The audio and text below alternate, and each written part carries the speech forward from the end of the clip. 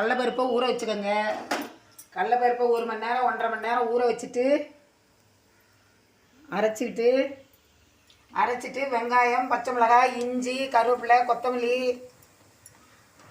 கொத்தமல்லி, பெருஞ்சீரகம், பூண்டு தட்டி போட்டுக்கோங்க.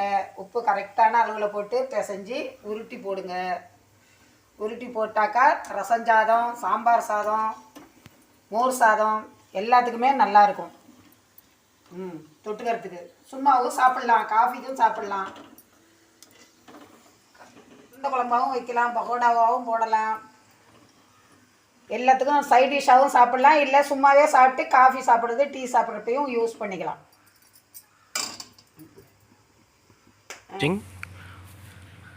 பார்த்துக்கிட்டு இருக்கிறவங்க சப்ஸ்கிரைப் பண்ணுங்கள். சப்ஸ்கிரைப் பண்ணிவிட்டு ஷேர் பண்ணுங்கள். தேங்க்ஸ் ஃபார் வாட்சிங்.